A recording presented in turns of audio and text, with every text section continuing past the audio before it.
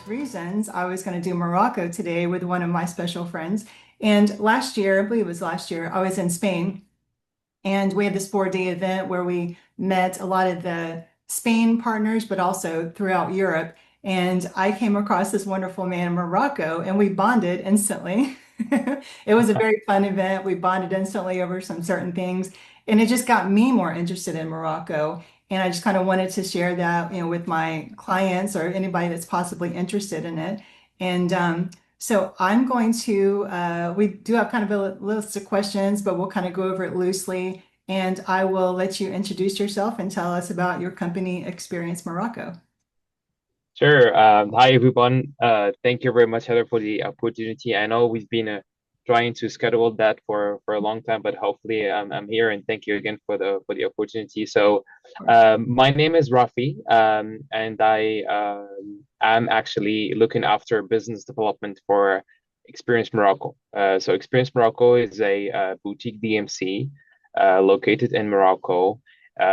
We have actually two offices, one in Casablanca and then one in Marrakech, and I'm actually looking after the business development side of the job at the DMC, and we curate bespoke travels to Morocco. We can be your one-stop shop for everything, and of course, uh, happy to help advisors and guide them with the tools, the information, and the ideation they would need to be sell in Morocco and getting to know Morocco to sell it better to their clients.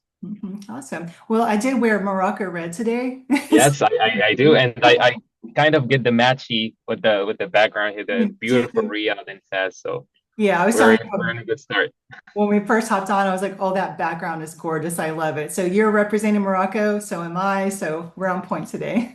Good. So the one thing that stuck out in our first conversation on that bus in Seville was that you said a lot of clients had this Disney World idea of Morocco, and then they get there and it's the authentic Morocco, which we actually want our clients to experience the authenticity and the culture. So that always stuck in my head and it made me laugh. And if somebody wants to experience the authentic Morocco, tell me about that transition because I think you said it sometimes takes a couple days for them to get used to it, and they're like, okay, and with your guidance and with your help, that transition happens. So kind of tell me a little bit about that.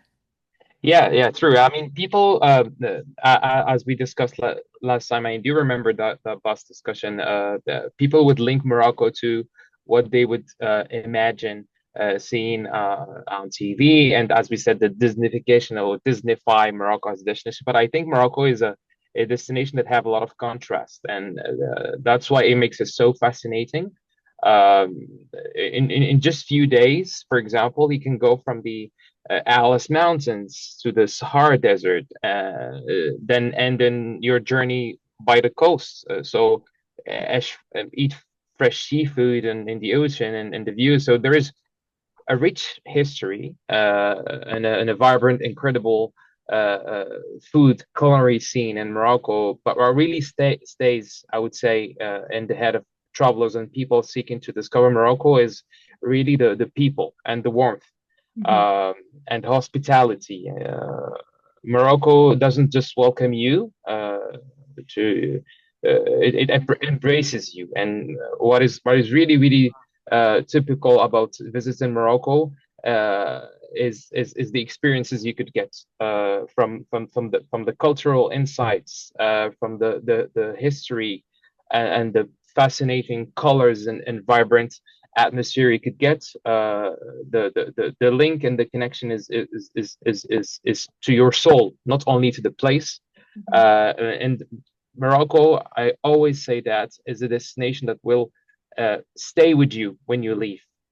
When you come and you want to embrace it and get all of it, you will take a lot of memories. And I would say it's very special to this destination, Morocco. I know that many of the fellow travelers have been to different parts in the world, but I feel like Morocco has something very special that when you visit the first time, you would definitely say, I have to come back. And this is what I love about the destination. Yeah, awesome. And to be honest with you, Morocco, tackle a lot of boxes when it comes to uh, who is actually designed for. It could be a couple, it could be a family, a multi-gen family who wants to, discover the culture, but also have adventure. Designers, for example, to get the influence of the architecture, the aesthetics, the colors. And I remember also we've spoken about the women traveling alone. Is it safe? Of course. And we've had the chance to organize women's trip, siblings or friends getting together, and they loved the experience, and they loved being here in Morocco, and they felt completely safe, and they loved, oh my God, this was a journey, and we loved our trip in Morocco, and we definitely want to bring people again and speak about it. So I feel like if you are definitely considering something uh, uh, that you've never seen before in terms of culture immersion, history mixed with adventure, food, and I would say a lot of hospitality and connection with people. Morocco would tick all of those boxes and would be your next destination to consider. Yeah, I'm glad that you went that depth because so many of my clients, they just don't want the cookie cutter experience of whatever trip they're going on. They want the authentic culture, they want the history, and they want some enrichment, so that checks, like you said, so many boxes. And of course, sprinkle in a little adventure and some culinary. I mean, Yeah, that's just like it does, it checks all the boxes. I love it. yeah, Great. So, walk me through a typical first time visit for someone who's never been there before. And yes. like what locations would you go to on a first time visit? How many days would you suggest for a visit? Great. That's a great question. So, people basically would link Morocco as a destination with they would think they would need more time. So don't get me wrong. If you want to cover Morocco in like a big journey, I would say the sweet spot would be anything between 8 to 10 days. Okay. But if you are limited to a center, like a small number of days, because you are uh, traveling to Europe and you want to combine Europe with Morocco, which is very often.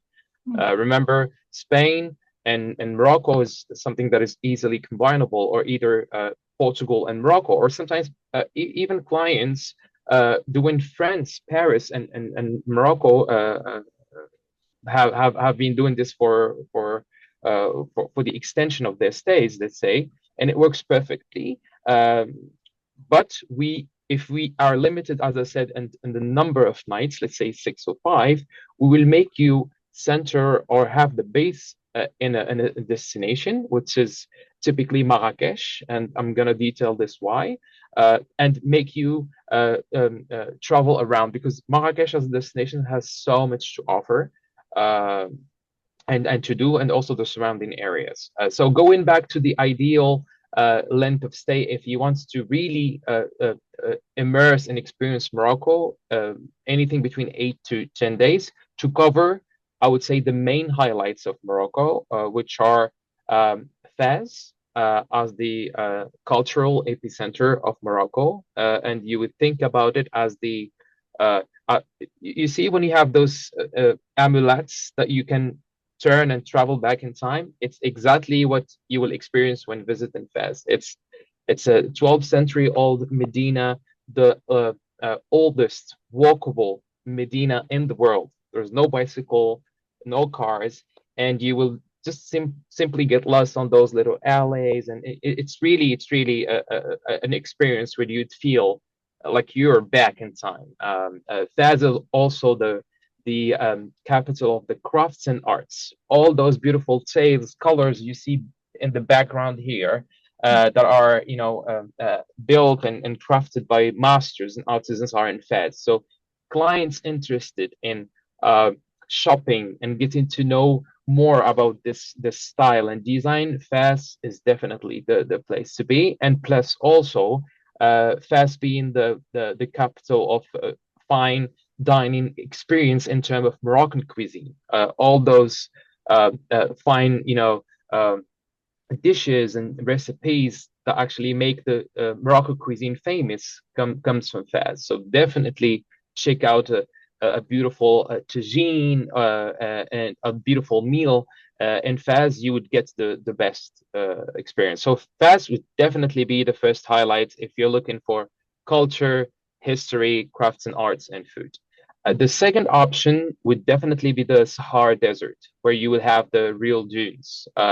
And if you want to get and tick out from the bucket list the camel ride, it's definitely there at the Sahara. If you want to be mesmerized by the how many beautiful the stars are and how they look, it's just amazing because there is no light pollution. You are based in your private tent in a luxury camp around the fire, and you appreciate the beauty of the sky. And also the idea of being in the middle of nowhere, but also have this warm atmosphere because in the desert here in Morocco, you still have indigenous people that lives. So you're gonna connect with those people, and they're gonna share their stories and the laughs and the music and the folklore. So there's definitely a great immersion in the desert of Morocco, and it's definitely an experience you want to do. And the third, going back as a highlight, would be Marrakech. Marrakech because it's Marrakech. Simply good food, good nightlife, good souks in the Medina options for shopping, plenty of luxury hotels and options. So yeah, Marrakech would always take the largest portion of the stay. Let's say we are staying in Marrakech. I would definitely say no less than 3 to 4, can go up to 5 and 6. Remember, we were talking about only getting that one destination. Mhm. So Marrakech will give you what Morocco is all about. That's why we would always tend to give Marrakech the longest part because you have so much to see and to do in Marrakech, but also in the surrounding areas. Okay, nice. Thank you. That's very in-depth and yeah, that's a good a good beginner first time trip to see all that stuff. Yes. I did Yes. want to ask about I'm a tea girl. I love my Yep. tea. And I Hmm. want to ask about the like, Moroccan tea thing. And I say that because when I finished with the event we were in last year, um Hmm. I was in Cordoba, Spain, and I was determined to find myself a little tea like hole in the wall restaurant. And I found this little Moroccan tea restaurant. I don't know how I've managed to find it. It was like down some alley at the end. And it was like just like a little hole. And of course, it Hmm. opened up and it was everything I dreamed it could be, like the whole scenario, the whole scene. And if I might pull up a picture when I do like post this video. The grin on my face was this big. I was just like, I finally found what I was looking for, and I was so happy. So I'm sure you guys have little tea ceremonies and things like that for, I would imagine. Indeed. I mean, tea is the official drink in Morocco. It's specifically mint tea. So it's a green tea Okay. that is mixed with mint, and it's definitely, as you said, a ceremony. So uh, when I grew up with my family, uh, having tea when it comes to serious discussion, when it comes to laughter, when it comes to celebration. So tea is always there, and always a representation of a gathering and sharing in Morocco. And the preparation of the tea, I know now because it's fast and we tend to prepare the tea in the kitchen, but the real ceremony of the tea is actually a whole preparation that needs to be in front of your guest, in front of your attendees that are invited, while discussing and sharing the topics of the any discussion you would entertain. The tea is prepared in front of the of your guests. So it's because you are so important, and because they are so important, pardon, to you, and you want for them to feel important, you have to present this and the display, even the cutleries and like the teapots, like it's a show. and you could see it. And of course, a side of our clients when it comes to experiences is to get them involved and know more about it. And that's why we always emphasize to the fact that you have to try a workshop that makes the knowledge about the tea and how what is the history about it, what's the importance of the tea in the Moroccan history and culture, and of course, most importantly, how to make a Moroccan tea. So definitely, when you come to Morocco, first you would with the first sip of your Moroccan tea until your 30th or 50th, you would now distinguish between the quality of the tea and the mix because you'll be drink tons of tea, so you would know the differences. And at the end of the day, you would be the expert about how, of course, to pour tea, and be the expert to and don't get intimidated by those TikTok that where you see people pouring tea, so you would know how they do, and definitely yes, have a better understanding how you can put and prepare the Moroccan tea, and get some Moroccan teapots and sets that goes with it to stay in your living room and in the area. Yeah. Well, I've got my interview tea, so there's always that. And I also have a fruit fly flying on my face. If you see me kind of spazzing out over here, there's that. Yeah, yeah, no But, problem. so let me, what is it? What is, yeah, a couple more things. What is the best time to travel there to Morocco? I would say Morocco is a destination that I would typically say all season. Okay. I would accept summer. I would say July and August because of the heat. We tend to I would say escape those destinations that are like say the highlight, which is obviously the Sahara Desert. So there is no consideration for the Sahara over summer. But interesting enough, people don't know that Morocco have actually two coasts. So we are kissed by the ocean, the Atlantic Ocean, and also the Mediterranean side. So when it's hot and dry inside of the cities, people can escape to go on the coast, and we have great option for let's say clients who wants to extend. Let's say they are going to south of Spain and they want to extend to Morocco, but don't want to go deep because it's hot. They can actually stay in the Mediterranean coast or the Atlantic. So that's a second part that Morocco is not really known for. That we have good beachfront options. So going back on seasonality, I wouldn't say the weather is nice all year round. I would say over winter it can get chillier in the morning and then in the late afternoon, but not crazy. Like never snows here. But I would say beside July and August, I wouldn't limit.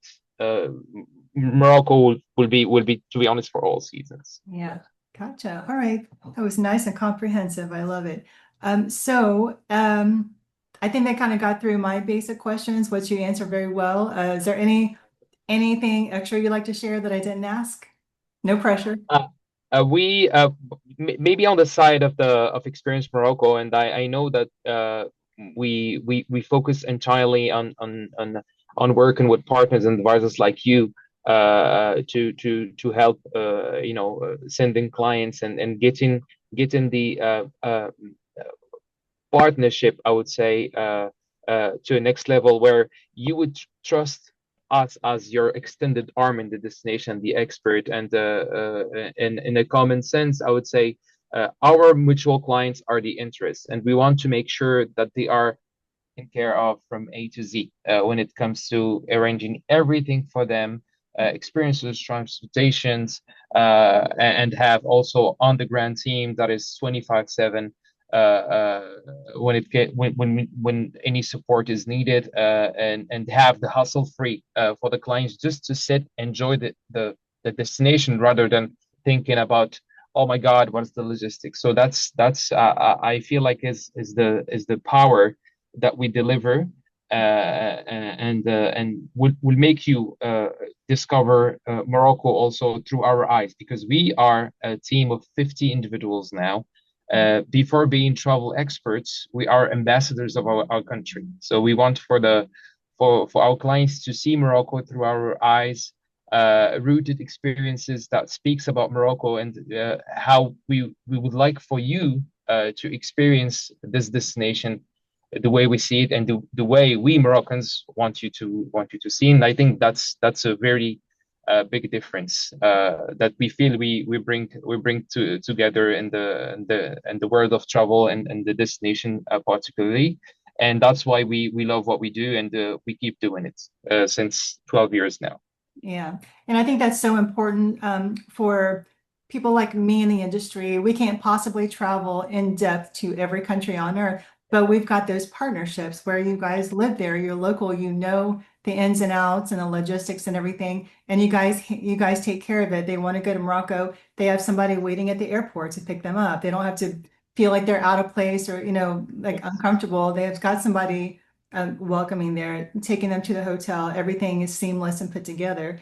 And that's where, like I said, the partnerships with people like me and you come together and making the right connections and picking the right DMC for a client. So yeah, Yeah, well, absolutely, and also just to emphasize on that, we are among the rare DMCs in Morocco that have our transportation. So we have actually 40 vehicle in our fleets because if you want to get around Morocco, you have to drive, and in order to make the control and be on top of logistics, we have to have our cars to make sure they are clean, safe, have AC and have Wi-Fi also coverage while on the car. So and also linked to that, have professional drivers that are well dressed, speak English, and can be your assistant. Because when you travel for a long time, and the key components about how we'll travel is we dedicate one driver and one car that stays with you from A to Z, which is super convenient because the driver creates that connection with the clients and they start know the habits when they need to stop, what are their favorite music, uh, uh, just see when they need to go here and not go here. So and most of our reviews from our clients comes back raving about the car and driver, and they always say now we have a new friend from Morocco because they felt so insecurity and so well taken care of that actually this link is what actually creates that connection to Morocco. And sometimes because the connection is really good, some of our drivers have invited clients to their homes because in Morocco, when we like somebody and we show appreciation, we invite you to share a meal. And I remember clients having this as the highlight of the trip. They forgot about staying in the $1,000 suite or villa, but they remembered that connection when they went to the driver's home and they had this meal and they shared the discussion and connection with the family. And I think this is what makes Morocco full of surprises and magical. It's the people and the hospitality and the connection you could get. Mhm. Interesting. Well, it sounds like a fascinating country that's very hospitable and very welcoming. And I've put it on my list of places to go for sure. And I'd love to experience that with you guys. But I think that pretty much covers any basic information, anybody that's interested in Morocco or didn't know that you were until now with this fascinating conversation. I'm going to leave a link to get in touch with me and so we can set up a call, talk about it, and then I'll work in collaboration with our great partners. And yeah, we can make a plan from there. So I appreciate everybody's time. I definitely appreciate your time. And hopefully I'll get to see you again in person very soon. Thank you very much again for the opportunity. I hope it was informative and always here to assist in any way we can. And we love our country and we want you to come and visit, and we definitely gonna fall in love. Awesome. All right. Well, thank you very much. Thank you.